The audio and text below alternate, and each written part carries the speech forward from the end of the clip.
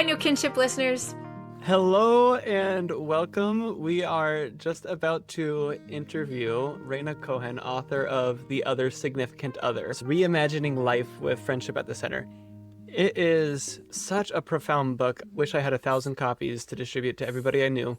We are delighted to talk more with her about her book, The Other Significant Others, and other work she's doing in a really interesting space of friendships, family, sex, relationships, marriage, parenting, aging, all of these topics that come together when we think about how friendships might change our lives. Each chapter shows different examples of commitment between people who are not marital kin.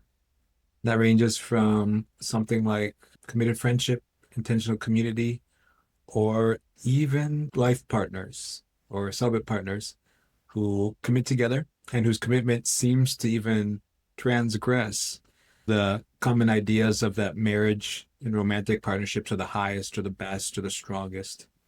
And each of those friendships challenge norms that we all kind of unconsciously hold in our society. These are a few examples. She starts out with her own very close relationship with a woman she calls M. She talks with some friends named Grace and Stacy who met in college and continued on a very close relationship, thinking about living together, what that looks like to live closely to each other. One of the stories that I think that maybe first lured me to the book was Nick and Art. Art is a dear friend in the Side B community who currently works at Revoice. Art and Nick's friendship is really special because Nick is straight and Art is gay, and we don't have a lot of examples of committed friendships kind of across orientation and committed friendships even between men. Another example is Inez and Barb and the ways that they supported each other and lived together very closely throughout life. And it was sweet to see what friendship could look like in years down the road, because I think that's something that a lot of folks in our community fear, is being alone as they age. So those are just a few of the stories that inspire this exploration of friendship and commitment and reimagining our lives. I see Rhaina's intervention as like the start of kind of a common English discourse on this topic, kind of launching new conversations for people who wouldn't necessarily have engaged in these things, but also kind of from a secular perspective. One note that I think this book is just worthwhile for basically everybody to read. Mm-hmm. And it's been noted, her journalistic integrity. So Art shares his story very much just from his own reality as a follower of Jesus Christ. And Rhaina tells that story because you just can't take Jesus out of the picture in how Art tells his story. Yeah. And she just shares it with such integrity that you would have thought it came from a Christian publisher. Yeah, it's beautiful, actually. Like, it's really, really well written. And you see a lot of the complexity, the dynamics of the relationship. Yeah, I really appreciate that too. That's one of the things that made me respect this book a lot, was knowing that that story is very nuanced and very difficult to tell honestly without feeling like you're throwing someone under the bus. And I thought that it was done incredibly well. Yeah, she did it. And I can only hope and assume that everyone represented in the book feels the same about their own story and how she told it. We hope that you take time to read the book and join us for a really interesting discussion today. Welcome to New Kinship, a podcast on belonging, sexuality, ethnicity, community, and other fun topics. This is David. I'm here with my co-host TJ. Hi, everyone. And our special, sometimes co-host, Elena. And Hello. Our dear guest, Rhaina Cohen. Thank you so much for joining us today, Rhaina. So glad to be in this crowd. Rhaina has been, well, her work has been a topic of conversation in my household and in my community for a while because of her new book, well, not so new. Maybe it's 1 year old, 2 years old. It's a year old, it's an infant. It's still pretty young. Still growing. The other significant others. So Rhaina works as an editor at NPR, has written really great pieces for The Atlantic, some other publications, and this is your first book that you've authored and published. Is that correct? Yes, I've worked as a research assistant on a few books, but that is not the same as writing a book. Very, very different. Yeah, we just wanted to talk about this book because our podcast, New Kinship, is really interested in just how we are revitalizing really like different forms of meaningful relationships in our lives. And so your book hit home, and I was just so deeply, pleased by the depth and breadth of your work. I also just listened to your interview with Trevor Noah on the topic, and so that we're hopefully going to hit some different questions that you didn't hit in that episode, but I definitely recommend to listeners to also check out that interview. But to get us started, Rhaina, could you just share briefly of what initially drew you to write about the topic of deep committed friendships? I came to the topic in a way that maybe is not that surprising, which is having a really deep committed friendship that specifically was so intimate and involved that it felt like my friend and I went beyond what even best friends are. And that led me to question, what is the definition of friendship that we have, and why isn't there a language for the kinds of friendships that I had and I had seen others that really looked more like partnerships where people were moving through life together. And I, at that point, had remembered I'd read a little bit about the history of very intimate friendships, actually for one of the books that I was a research assistant for. So it goes back there. And so that taught me that the kinds of really close friendships that might seem unusual today were not unusual in the past. So there was historical precedent. And then I wanted to go out and find more people who had these sorts of friendships and what it meant for really their most important relationship to not be understood and what the rest of us could learn from those friendships. Mm. And that was right at the beginning of the book. You go into, just some of that history, and it included things that I've mainly learned from TJ around old rites around Christian covenant brotherhood and stuff. And TJ has done research has done and is doing research around what's that look like in a lot of different cultures around the globe. So could you share, when people pick up this book, what are some central ideas that you want them to kind of walk away with? One is that the concepts that we have around what friendship is, the hierarchy that we have of relationships, where a romantic relationship is on top, friendships are lower down, that those sort of fundamental ideas and assumptions are not universal and they are not natural. They're really particular to our time and place, and we can rethink them. And then relatedly, I think there are reasons why it is worth rethinking the assumptions that we have about friendship. That at this point in American society, in a lot of countries across the world, marriage is not what it used to be. And having this one way that people are supposed to live their lives doesn't suit a lot of people, whether because they don't find a partner, because they end up in life circumstances where they can't find a partner, or it is not the right way of life for them. I mean, I talk to people who are asexual. I talk to people who choose to be celibate.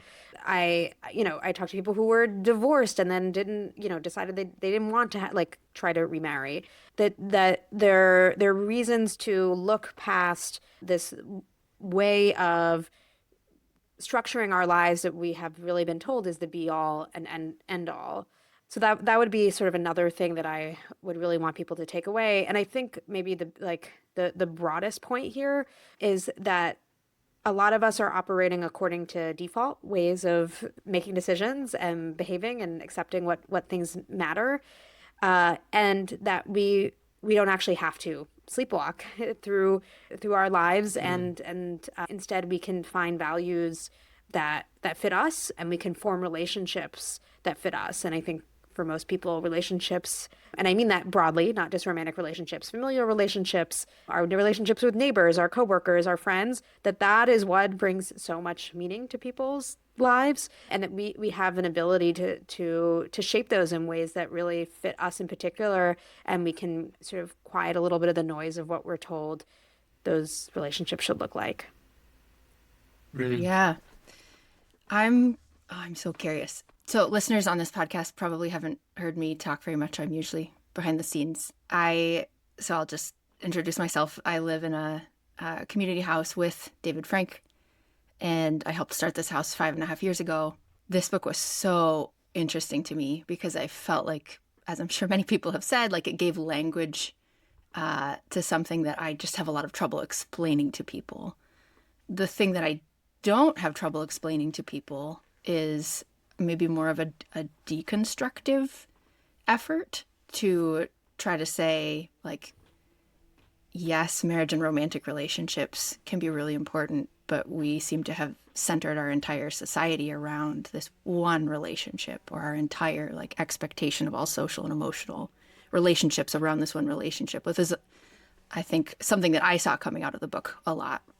I guess I'm curious about kind of the, like, sometimes in those conversations when I'm having them with people, where I'm like, there are other ways to have friendships, to live with people that are like deeply meaningful lives that don't involve you centering around, you know, your one romantic partner, living on your own.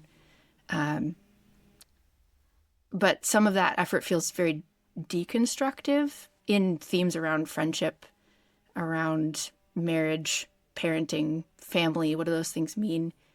Versus maybe reconstructive, what is a new way of looking at it? I'm curious about that, and also maybe about kind of what is modern and new and nobody's ever done it before, versus this is the way humans have lived historically for thousands of years, and only recently have we like really narrowed in. How do you think about those things? Yeah, I mean, I love both of those questions. I think the part about deconstruction versus reconstruction gets a little bit at, I think, a kind of underlying approach that I like to have in my journalism, which is not just to point out what's wrong, but to try to give people a vision of what can be different. And to not do that in a way that is Pollyannish, or, I don't know, just like, here are 5 easy steps to make your life perfect. You know, like that's not the vibe that I'm going for. But you know, I spent a lot of time brainstorming with friends, like what the subtitle of my book should be, and it's Reimagining Life with Friendship at the Center. So that gets at the you know, you were saying our society is constructed around having romantic relationships at the center. And so this is an alternative vision. It's friendship at the center. And then the reimagining part is the creative, generative, imaginative work of trying to see a world that is different than the one that we think has to be, or like is, and it always has to be that way. And I mean, who is responsible for this quote? I think it's Miriam Dwight Edelman, that like you can't be what you can't see.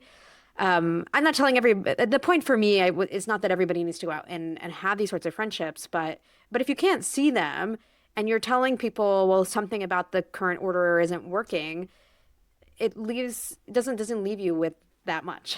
And what I found so remarkable about following people in the book who have these partnership level friendships is that they have no models, and yet they have gone out and created something for themselves. And so I think there's something that's really emboldening about getting to read those stories. And yes, it gives people language. It makes people feel like they're less crazy. Mm-hmm. And now I'm like, what was the original question about? Like, it was just, you know, pointing out the reconstructive portion, like idea.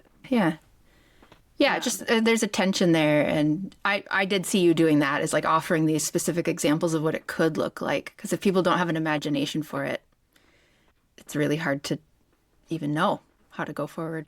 I'm also curious about the like leaning on historical models versus feeling like you're inventing something totally new. Yeah, I found that part of the act of imagining now can come from looking at the past. That I think a lot of people have an idea of history as linear, and that it is sort of getting more and more open and progressive and, what, like that things are sort of moving on in one pathway, and that you would not look at history because it's less evolved than what we've figured out now. That essentially we're like ever more optimizing. And I don't actually think that that's the case. I think, you have to look at history within its context and look at the trade-offs that existed. But for instance, like looking at sworn brotherhood rituals that happened within churches and also other parts of the world in non-religious settings show us that there are ways of making kin that go beyond marriage. And so like you guys probably, like, or TJ would know equal to or better than me that the sort of Christian rites around kinship, that there's marriage, but there's also godparenthood, and being sworn brothers was like a third type of really important way that you can turn strangers into family. And that just, to me, feels something that's lost, and that we've lost not only, that concept, but the idea of creating ceremonies around friendship, around public recognition of friendship, that it's not just a private relationship, but it's something that people can honor together. So I think that is that's a kind of an example from history that we can look to today and say, what of that would we be interested in adapting? Mm-hmm. I think some of the stuff that feels a little more like, I don't know, you don't want to copy and paste it so much, but there's still things that are instructive, is looking at same-sex friendships in periods of time and places where there's huge gender, like not just gender divisions in how people are socializing, but also powered hierarchies where women are property of their husbands or of their fathers. It makes sense in that context to have the person you're closest to be someone of the same gender who is essentially in your same sort of power strata than it is to be best friends with your spouse, where that's a really different kind of dynamic, where marriage meant something really different. So, I'm when I am talking with a lot of kind of interest and intrigue about these sorts of very intimate same-sex friendships, I'm not saying we should go back to all the circumstances that enable those, but there are things I think that we can learn, that it is not, for instance, intrinsic to men that they can't have emotionally and physically intimate friendships and have them be friendships and not, romantic or sexual relationships. Mm-hmm. And then so those are kind of ways to look at history and what to transport and what to adapt. And then I think there are things that are new that are happening, especially among like younger people who, there's, data on Gen Z being much more interested in friendship in depictions in pop culture, in placing higher value on friendship and less so on romantic relationships than prior generations.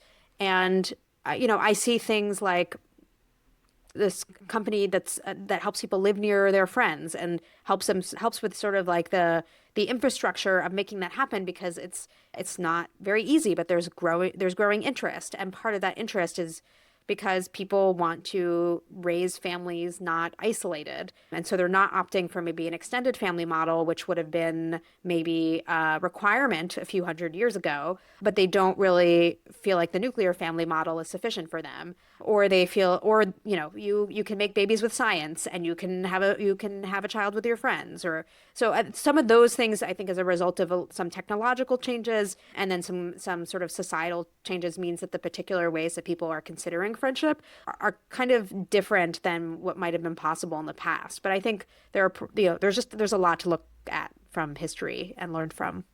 I was with specifically Live Near Friends. I've been following their work for a time and have been very excited as it's been developing, and the little toolkits that they basically provide to increasingly help people expand their imagination, be like, this is possible.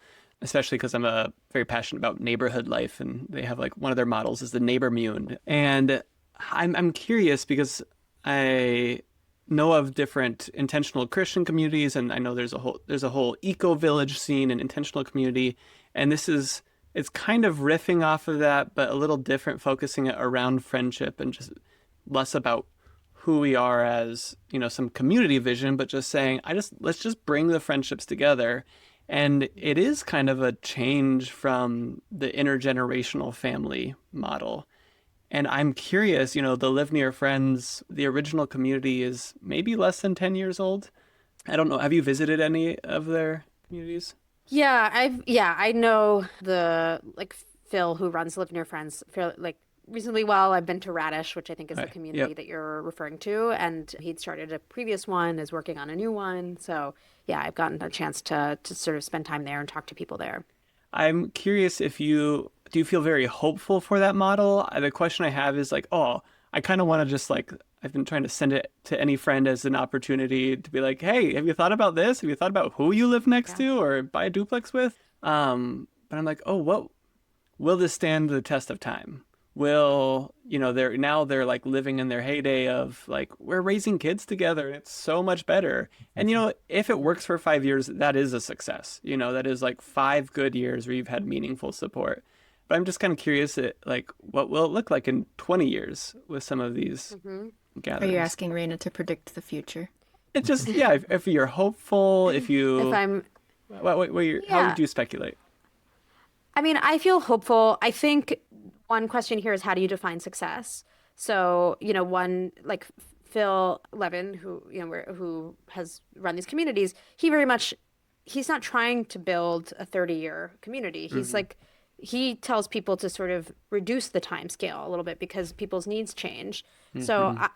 I think I have faith in him as somebody who is very creative about these kinds of projects over time to find the different ways that you adapt. I've also visited different kinds of communities, like co-housing communities. And one thing that I've seen is that it's often like a cluster of people in their 30s who start it. Hmm. And then I've gotten to see it's like, okay, 30 years later, it's like where they're having trouble attracting younger people and Yeah. making it really intergenerational. And so if the goal is to be intergenerational, I think that can be difficult if you're starting with too much homogeneity. Mm. But it sort of depends, like what are you looking for? And also, is that fundamentally like what is the problem we are trying to solve? When I think about where my parents moved to the suburbs to raise me, and I think about my friends' parents who ended up in the like kind of in the suburbs with like sort of aging out of like a place that had made sense when they were younger. How much of that is just something that you expect that one place and one community might not fit for I don't know, for Mm. like 40, 50 years. Uh, so I don't want to hold these sort of new sort of friend built communities to a higher standard. And I think that that's one way to not hold it to a higher standard is to say, well, what is the goal and are they reaching the goal? Mhm. But I think if people do want to create something that's going to last 30, 40 years, it does help when everybody isn't 70 at the same time Yeah. and that you do have the intergenerational community. I mean, I'm in the process of working actually after this after our call. I have a dinner with a group of friends who have been part of this project to try to with each other longer term, and one of the questions is about like a couple of us wanting to have in-laws or like grandparents or to be grandparents around, and but that not everybody has that option. So this is a roundabout way of just saying that I feel very hopeful about these sorts of communities. I don't think they're going to instantaneously solve every problem. For instance, like if the idea is to have more integrated neighborhoods and you're trying to like buy out property with your friends, that's not going to it's not going to solve inequality like Mhm. issues. But that's all there. Those are problems that exist for other reasons as well with other kinds of living structures. So I think just sort of figuring out what the goals are and not making the mistake that I see or this sort of acting unfairly in a way that I see often happens, which is holding anything new or unfamiliar to a higher standard than anything that is familiar. Yeah, that's well said. TJ has often said, don't make perfect the enemy of the good. I think that is a generally really good philosophy to have in life as someone who's a perfectionist and will just like not end up doing things because I'm because I'm afraid it won't be good enough. I'm trying to learn that, but I think this is a sort of specific scenario of um, not not making something be the new thing be perfect when you only require the old thing to be good. Mhm. Yeah, yeah. Hmm. That seems right. Could you uh, we're interested in maybe highlighting some of those challenges for what is hard about building significant other types of other significant other relationships with people. I think partly because you want to name that it's not all rosy and happy all the time. I know there was a bunch of different examples in the book. Maybe you have others, but what's hard about that? I also like, I think any relationship that is meaningful and matters is going to have difficulties. So I didn't want to present these friendships as like, look at how great and superior than and easier they are than everything else, because that's just, I think, a kind of backhanded way of devaluing them. And so I originally thought I would have like a chapter on conflict, and it's like, nope, there's conflict everywhere. And that's also like how stories work. And though some of those conflicts stemmed from these friendships not having any kind of language templates for conversation around them.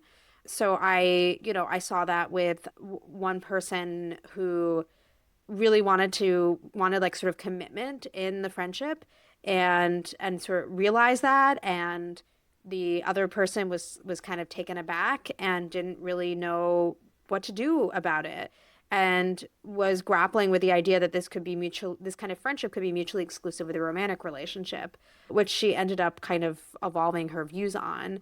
I mean, other kinds of things that come up are one person enters a romantic relationship and then disappears from the friendship, or, at least really doesn't prioritize it as much, or the new romantic partner feels threatened by the friendship and feels a sense of entitlement to have a superior status to the friendship.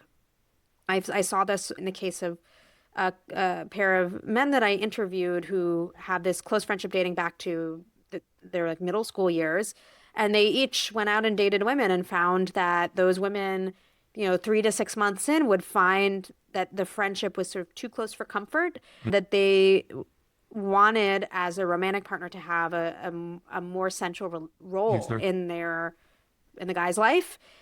And so they had trouble dating and finding people who wanted monogamous relationships, to be okay with this other person who was not threatening the romantic or sexual fidelity of the relationship, but had a level of emotional intimacy and commitment that was really unfamiliar. So those are a few things that I think are really shaped by the absence of understanding about these friendships. And then there are things that are really that are built into our society and legal structure, like one woman who has been living with her best friend for 25 years. The two of them are in their 80s. Tried to see her friend, be in the ambulance as her friend was going to the hospital, wasn't allowed in the ambulance, wasn't allowed in the hospital for a while because they weren't related. I have spoken to people who have lied to doctors and nurses and said that their friend is their spouse or their sister because they're afraid that they won't be allowed in otherwise. So those kinds of obstacles really are connected to the very different status that friendship has in our society versus romantic or familial ties. TJ, you have talked before after visiting this is on like a parenting topic, but I think it's related. Like visiting friends in the US who have children, and you were like, they're just exhausted all the time. And I was like, yeah, that's what it means to be a parent, but it doesn't have to be that. You were like, no, not what I've seen in Africa. Yeah, I don't know if you want to elaborate on that. I've lived since my youth in the African context, on the African continent, and so I've really seen. I'm Mexican American also, so I've seen different cultural contexts as they engage kinship. And yeah, Elena's alluding to, in that my African context, people would often raise children in like a whole household, so there'd be the parents and the relatives. So my African friends who are my age, like 30s, they might have kids, but they have a social life. They can go out, they can have a full-time job because they have grandparents and relatives, often younger relatives, who are all in the household. And they all contribute towards that sort of labor of taking care of the children, or, making the food, bathing kids, all the things.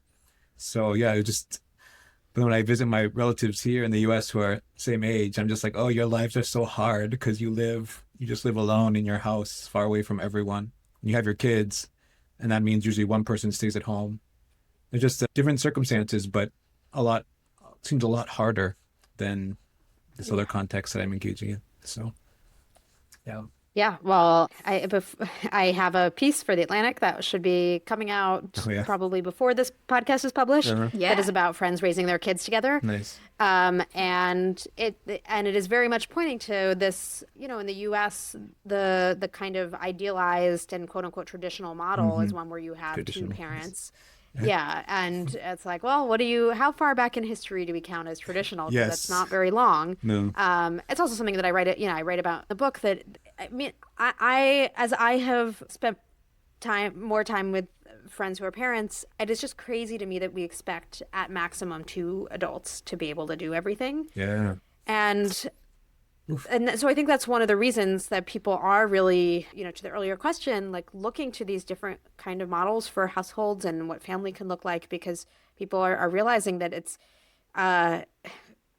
you shouldn't have to be completely wiped out as a parent. That we take that as a given. That's your friendships your social life is going to be decimated. You won't have time for friends. You're going to be it's going to be a luxury to even take a shower because you need to watch the kid at every minute. These joint households alleviate a lot of those difficulties. This again gets a little bit to this question of reconstruction or imagination that. When I have sometimes talked to people about the kind of living arrangement that I'm pursuing with friends, I think what a lot of people imagine is like, you get 3 houses side by side or something like that, and that you have privacy, and then you can, but you could also get support. That I think people get more, but the idea of like wanting to share a house, people think it's really complicated, which there are complications that it introduces, and I guess you can check with me in 10 years and see how everything goes. But there are also overlooked complications and difficulties to doing things with just a couple of people, that it might make decision making more efficient, but when the car breaks down or there are any kinds of unexpected difficulties in life, you just don't really have much of a safety net. And to me, the remarkable thing is that we just consider it in the U.S. normal, that these are the kinds of challenges that you're going to have to be up against, where it's like, why do we accept this? Yeah. And I get that it's not the model that you have seen, TJ, in Africa of having lots of relatives live together or people living nearby. It's either not possible or not desirable in the same way. Aging parents might not be able to help. They might not want to. But there are other ways people can do these things. So I'm just very excited by the possibility of making a rewarding part of life that a lot of people want, which is parenting, less miserable. Yeah. And to not associate it with all of these sacrifices, when I have seen from the people that I've reported on that it does, and also the life that I've lived with friends who were parents and have had at the time 2 children, that it does not have to be this really isolating experience that we are just told that it absolutely has to be.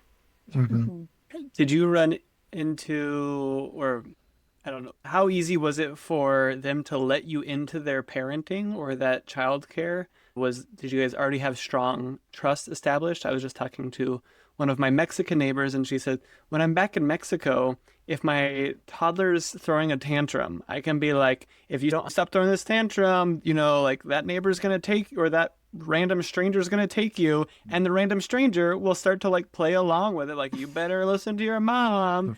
And she like came back to the US and then was like on the bus or something. It was like, who's going to take my baby? And people were like, what are you talking about? You're trying to give away your baby? Like, are you a psychopath? God. That's Different culture. That is also like, wow, very emblematic of some cultural differences. So how easy was it to have my friends let us in? We shared a home where it was big enough for us, but it's not a huge house, the house that I'm calling you from now. So it wasn't like they could hide their parenting from us. And I think that that's very vulnerable to, I mean, I didn't see them like raise their voice at their kids or like lose control, but I can imagine it's, you might fear that the people who you're living with are going to judge you. My sense is that my husband and I are like not judgmental about these things. And also, I guess to the extent that we have views on parenting, they were pretty aligned with that of our friends, which is, giving the kids a lot of autonomy and treating them as like full human beings. And our housemates were not so particular about everything, where they, like, I can imagine one of the conflicts being like, if you're the parents and your housemates are interacting with your kids in a way that you don't like, or that you have a very strict way of doing things, and that was just sort of not how they were. Both my husband and one of my housemates is Western European, and so I just think that there were some kind of cultural similarities in how they, I don't know, thought about kids. So, but we did have to, the people thought a lot when I would mention the housing situation. They would immediately think about like, oh, you guys must not get any sleep because of the baby screaming or whatever, which was really not the case. I think actually one of the challenges that is maybe less easy to see is people asking for help. So we talked at the front end with our housemates about wanting to help with childcare, and they were like, "We don't expect you to do anything," and we were like, "That's fine. You don't have to like expect us to, do any. I guess you don't. It's not like you're assigning us to do things, but we want you to ask us for." If you need somebody. Often it was just like someone at the house while the baby is sleeping or the infant is sleeping, so that they could go out and do something and not have to spend a bunch of money on a babysitter. And we, just told them like, we will say no if it's like we can't make it work, or we don't, we're busy or whatever. And so there's trust that's involved in having someone witness your parenting, and then there's also trust that's involved in asking somebody to do things that we were maybe told you're not is a burdensome. And yeah, so it's happened to mesh with us, and I think communication is a big part of it. The unsexy answer, communicating. Yeah, well, on that communication, I was actually thinking earlier, you talked about the external systemic barriers to, like, do we have cultural names to even recognize what a really meaningful friendship can look like? But also, especially among the younger generations, I'm hearing just reports of, like, the way that social media is kind of debilitating our social skills. And I feel like it took me a long time to learn many social skills. Like, conflict resolution is a huge thing. And I just think about how easy it is for many people to go throughout life without having to practice it at a significant level. Like, if you get in a conflict with your coworker, you might just figure out how to, like, mostly avoid each other. But if you just do that in all your relationships, you're not going to have meaningful, deep, committed relationships. And just what have your thoughts been on whether it's trends or just do you see cultures that are helping us as humans develop those hard-won communication skills? I have thought about how in a lot of public schools, at least, there is sex education. And like we learn about health, and like I wondered about relationship education, and not just romantic relationships, but like any kind of relationship. How do you, and probably relationship with yourself being part of that as well. Like, how do you understand how you're feeling and what you want? How do you communicate that? How do you communicate it in a way that is both like honest and considerate and emotionally stable? How do you deal with conflict that comes up and not just run away, because that's you're not going to end up with close relationships if you run away at the sight of all these things. So I feel like as an adult I am just learning these things informally or through my friends who spend a lot of time thinking about this kind of stuff. I mean, I was at an event last week and was talking to a friend in this wider circle who is an executive coach and has some training in therapy. And I was just talking to her about like group dynamics. How do you like resolve conflict or kind of deal with the issues of a group, which is different from learning how to communicate with people one-on-one. Like, that's not something that I feel like I was taught, but I'm constantly in group settings, for work, in my social life, and it just feels like, despite me being somebody who I was very interested in the social sciences, so I think it spends a lot more time trying to delve into things around communication and psychology than most people, that I am still just very much learning on the fly. And it was there's an intentional community or home in my region that teaches some classes on this, and I was like, this is great. Why didn't I like it didn't I'd been saying like, oh, it would be great if there were classes, but didn't really know where do you go for that. And it just happened to be that one of my friends had gone to something at this house. But that's a little bit niche and not something that everybody is taught when these are just such foundational skills. And I feel like so much of them, in my experience, I'm no expert in this, but it just feels like so much of those things have to be learned over time by watching someone else model it. Like a good class can get you a long way, but then you have to turn around and have regular chances to practice it. And yeah, there's no substitute for seeing someone do those things well and realizing it's possible, I think also. Yeah, I think that I get the biggest lessons in a three-way group chat that I'm in, and I see how my friends react. Like if one friend sends a voice memo about something in her life, I might think about how I will respond and then see how the other friend responds and be like, oh, that is different. And that is like, I would not have thought to react in that way or say that thing. So I am definitely getting instruction from my close friends on this. Or modeled, like instruction through modeling. I wanted to pull out a slightly different strand of your work, and I wanted to talk particularly about commitment, like this idea of commitment or covenant or ritualized promises, whatever term you might use. And I come to this in 2017. I made a covenant brotherhood with brothers in my African context. And it was essentially, it's like a poesis. It's in this Christian tradition of brother making, but it was a transformed Christian version of blood brotherhood in the recent past, where men would exchange blood as part of making a ritualized commitment. In this context, we're the only ones of our generation who have done it in the ethnic group, but it's known, like the vocabulary is there, the commitment's there. It's broadly understood what's how you do this, what it happens. They also don't have this expectation that, like, for example, a husband and a wife have like only emotion. They're like the only emotional connection. That's the best connection. They don't have any of that. But all my brothers are straight, so they will all marry.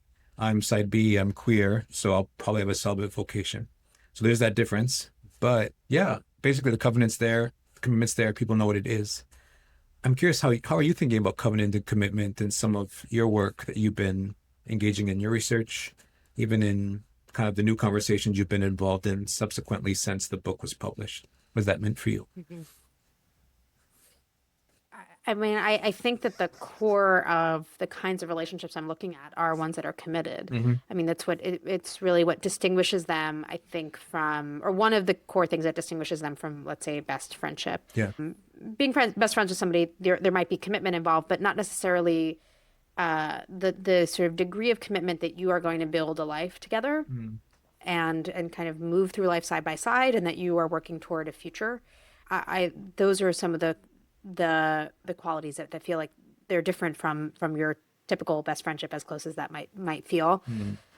I don't, I guess I'm trying to think what there is to say about this, that like commitment is so tied up in marriage and romantic relationships in American culture. And what the friends that I profile show is that you can be committed to somebody and not be sleeping with them. Like it's really not that complicated.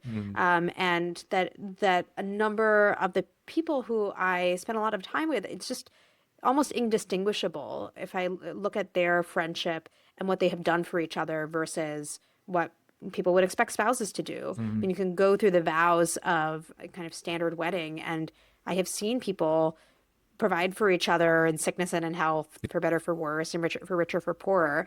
So it's kind of expanding our notion of who can we be committed to. And the platonic relationships are absolutely viable.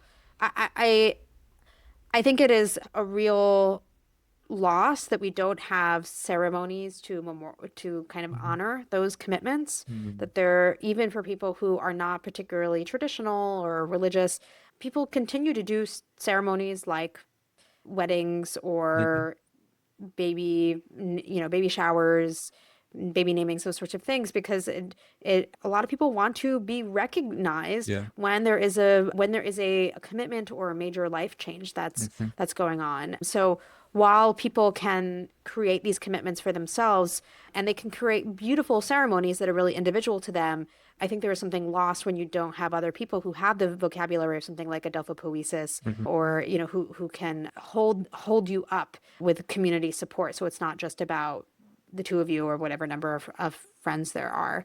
But so that's, I guess it is a book that is about the sort of expansiveness of commitment. And I've been having, as I alluded to, conversations with friends about living together long term. And one of the lines that like comments that has come up again and again is that in trying to set a kind of shared understanding of what the commitment was that we were opting into, my husband had said, I think that we should think about this, if this dissolves, as being closer to a divorce than losing a job or changing a job. Yeah. And so that opened up questions for people about like, well, what is the kind of level of commitment that we're thinking about? How long, how many years will it be? How will we like test before we fully go in? Is are the financial decisions we made, like, do those matter? Can we be less financially intertwined but still feel like we are equally committed as if we had bought a house together?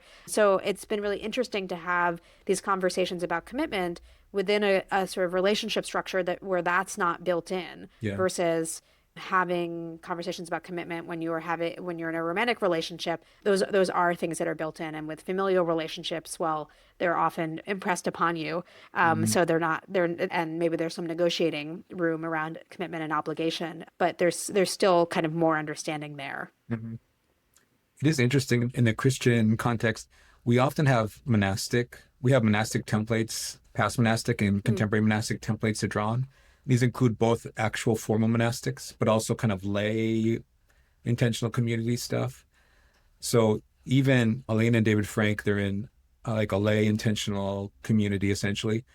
And they draw on monastic sources to think about how you enter a community, how long you are in the community as a novice, essentially, like starting some of the integrations of economics.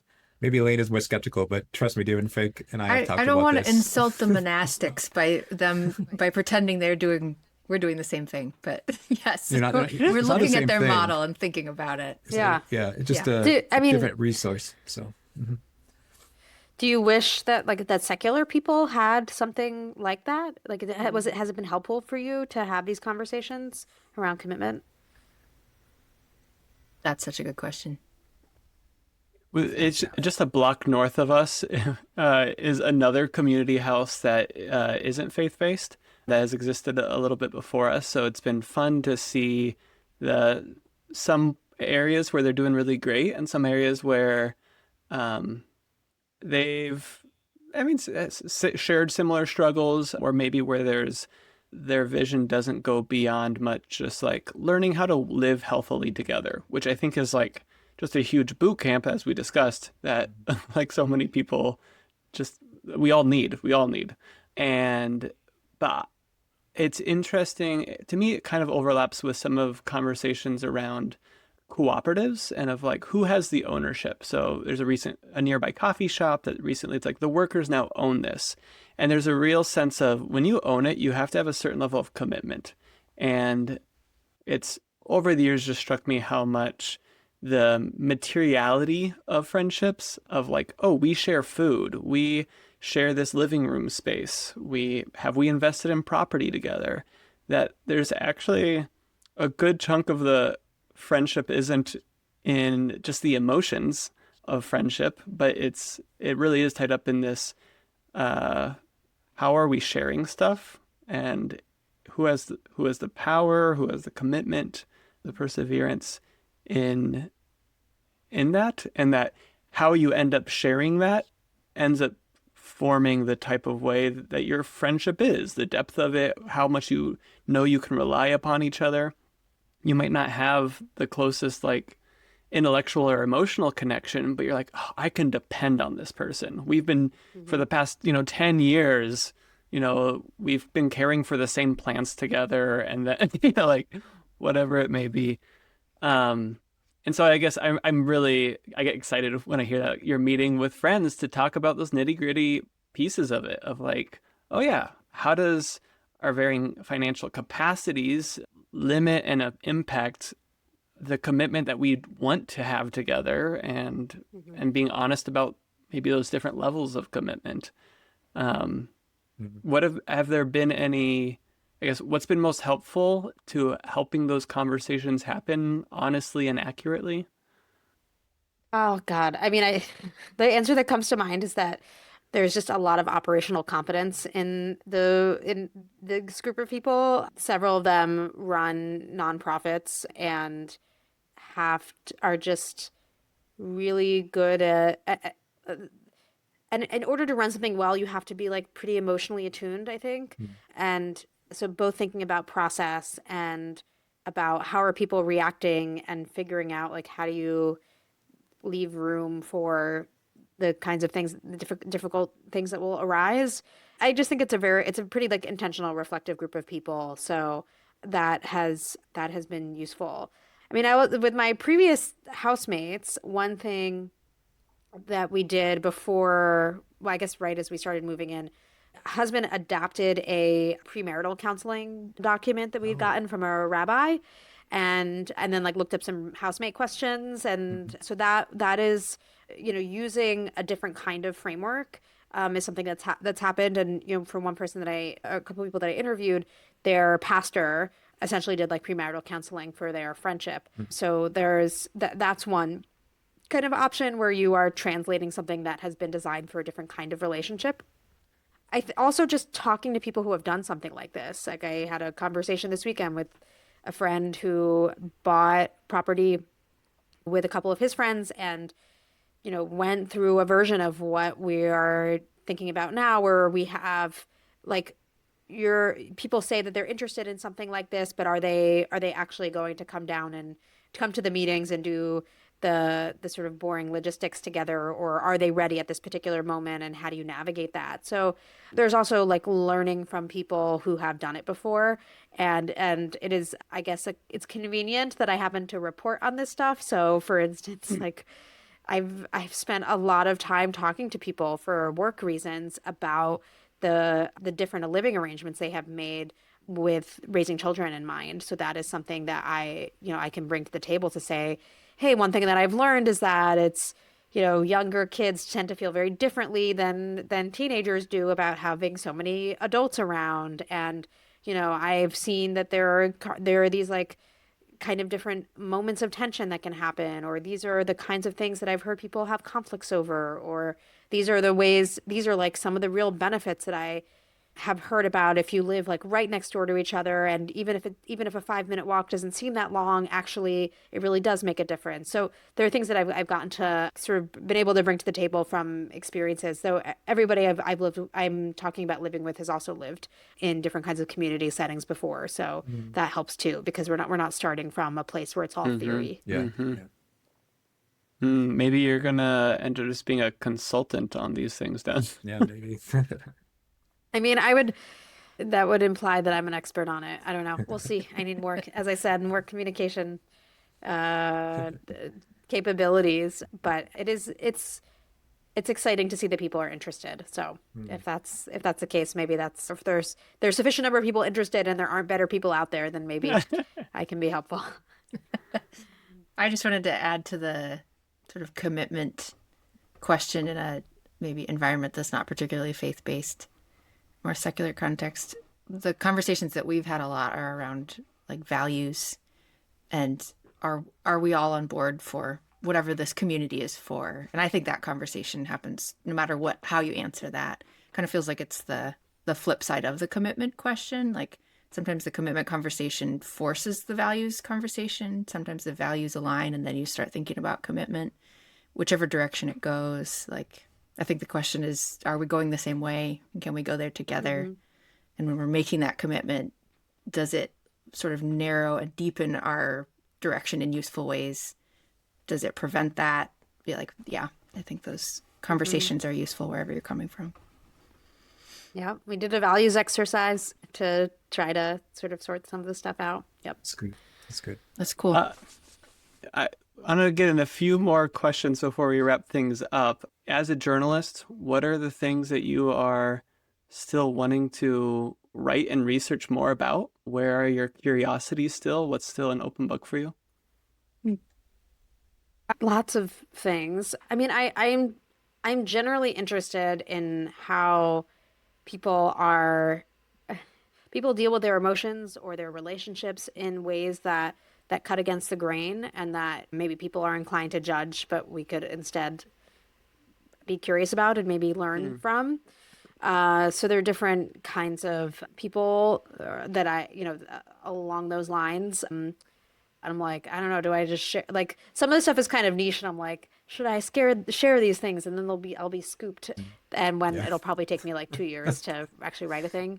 You don't have to share your secrets. Yeah. No, it's fine. I mean, but there's, even within friendship, I mean, I've had people kind of raise questions that I didn't get to tackle in the book. Like, one that's I'm kind of shocked we're still trying to deal with in 2025 is like the friendships between men and women, or particularly straight men and women, and the kinds of things that I think are actually very much about romantic relationships that can get in the way. That there is a belief in the like exclusivity of emotional intimacy within the romantic bond that makes anybody outside of that kind of threatening.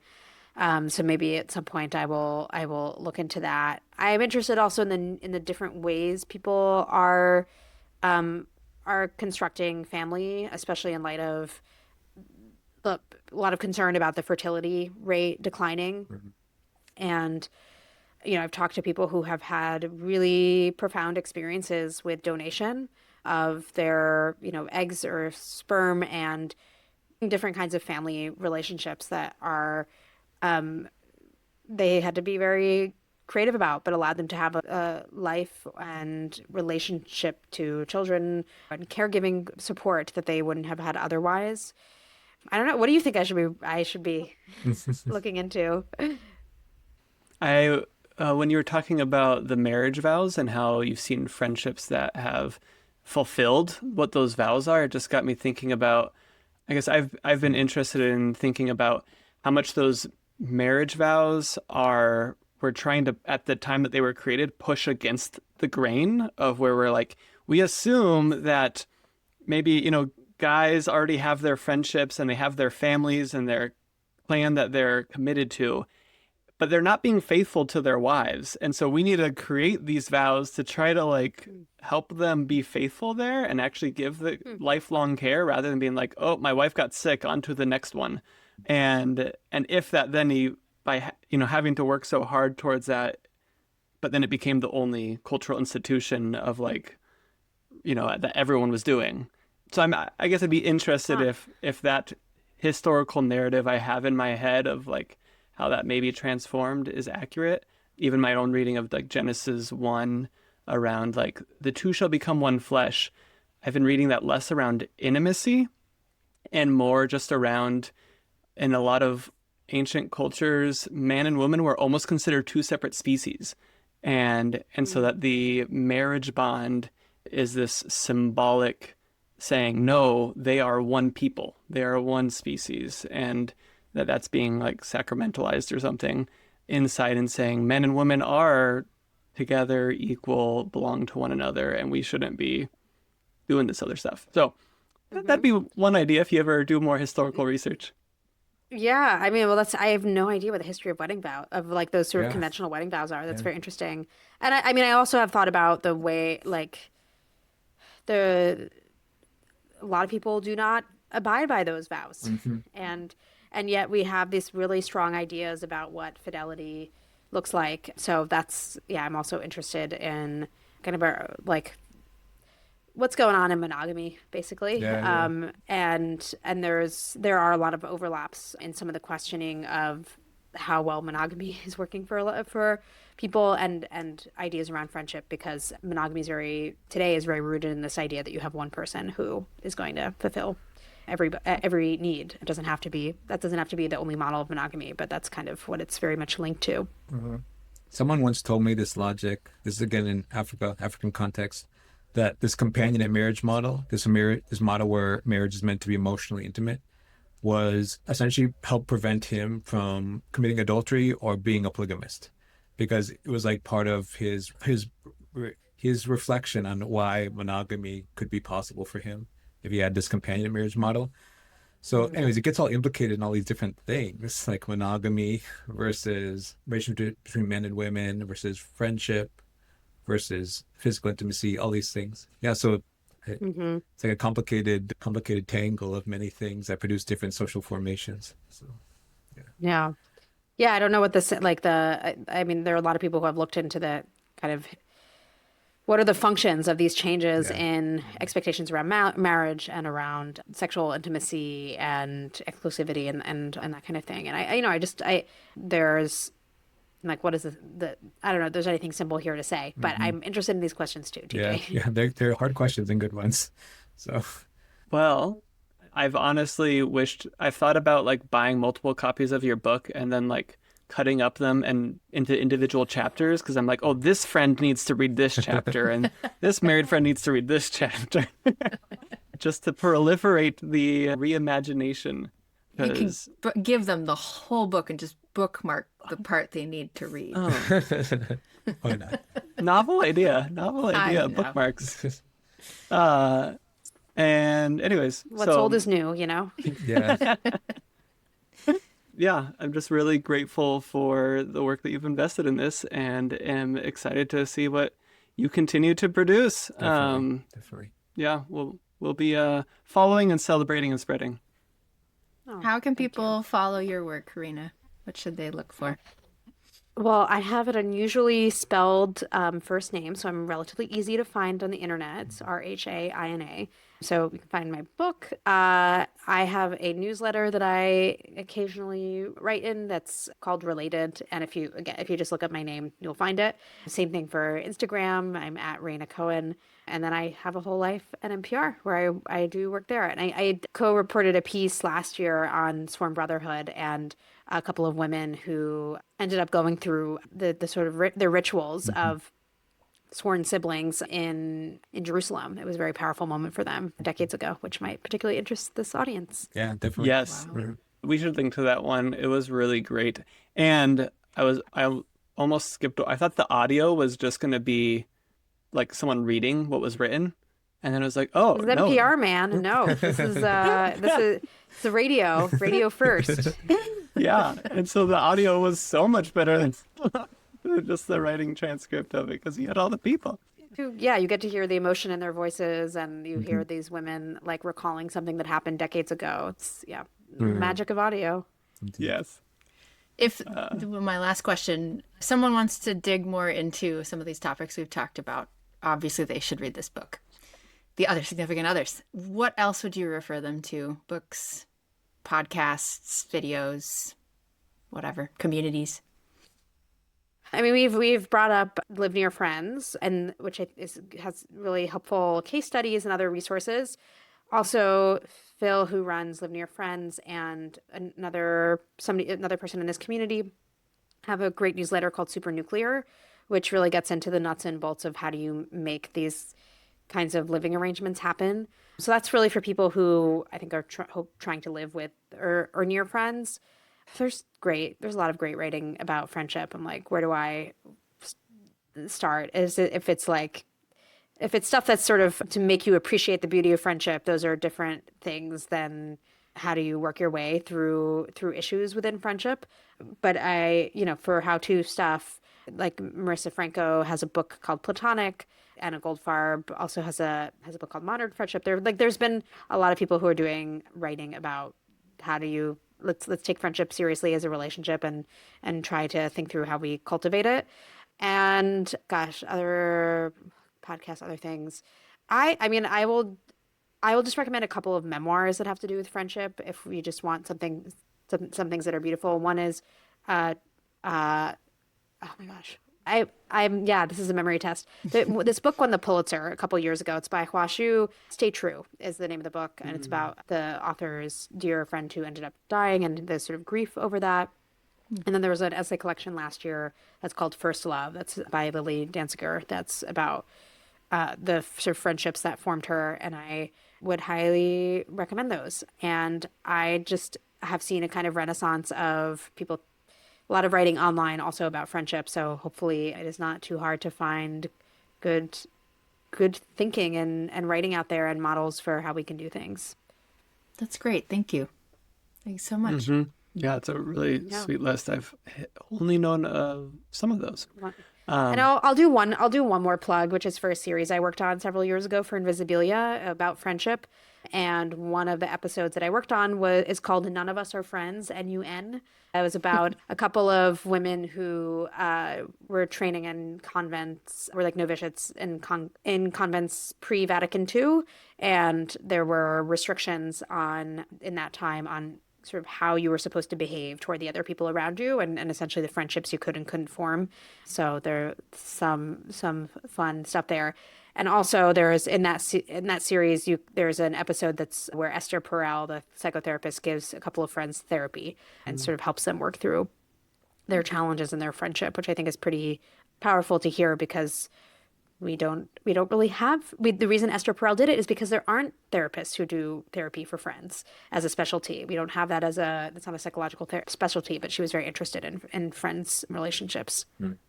Now you brought that up, have you run into people who had bad therapists for their friendships, where the therapists have should have read your book first before giving therapy?